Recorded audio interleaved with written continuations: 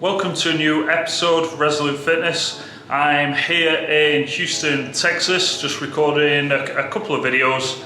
I'm actually in a little sort of conference room, so I feel very official, although there's a little bit of an echo and the loudest AC unit just up there. So if there's any background noise, I apologise. But yeah, so today's video is on Brooke Wells. If you're not sure who Brooke Wells is, you can give that a Google, but basically she is competitive CrossFit athlete, very good CrossFit athlete, that was competing in the 2021 games. One of America's sort of leading female athletes, and there was hope of her this year getting hopefully onto the podium. However, that didn't happen. If you didn't know, she dislocated her elbow during the snatch. So she went to do the snatch, and then this went a little bit funky, and it's sort of hard to watch. Don't worry, I'm not gonna put that in or anything. But good news, she posted. When was this? This was super recent. 2 days ago from me recording this.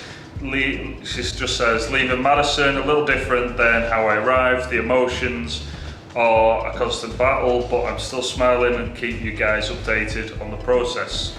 Love you all. And then the after she sort of originally did it, this was a few days ago, she posted, "Thank you for the overwhelming messages of support. There is no community like this, and although I'm heartbroken and thriving off your energy and love, last night I dislocated my elbow during the max snatch event and was forced to medically withdraw." And then it goes on. So when this happened on the weekend, there was sort of a little bit of backlash online, stuff I was reading about a 1 rep max snatch being programmed after they've done all this work prior.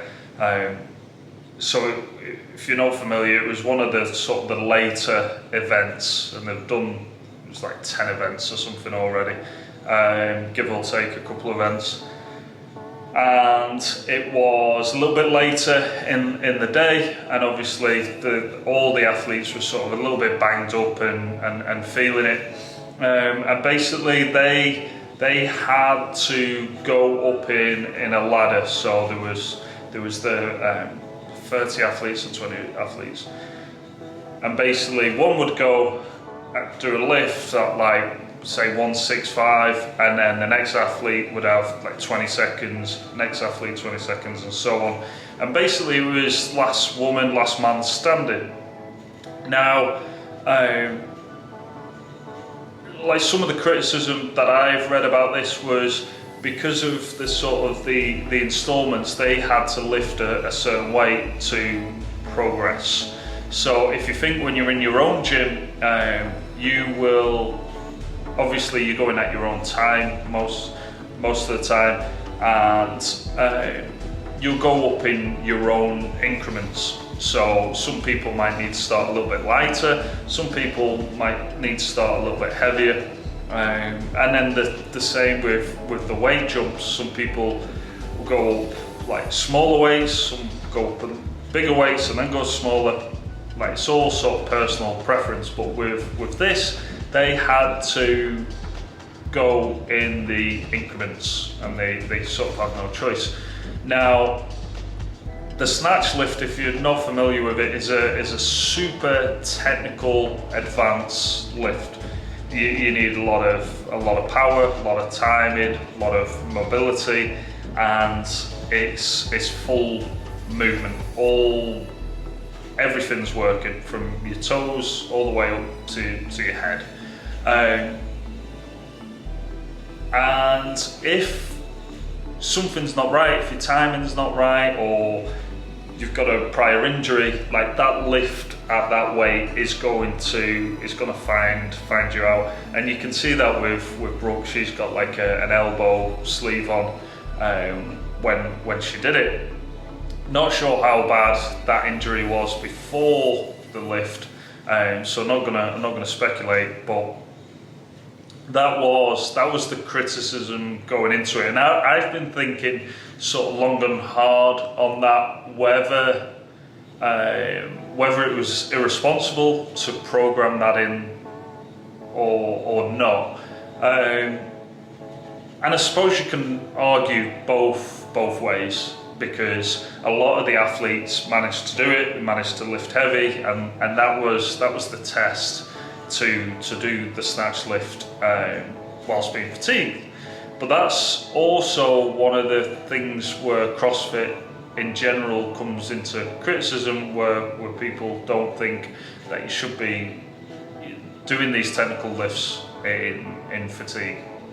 And again, I'm sort of on the fence with it a little bit, because a lot of the athletes did go through and they managed to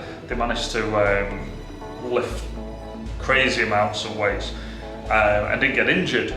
But at the same time, they also something might have happened, long-term injuries that you don't know. And again, you're just then speculating.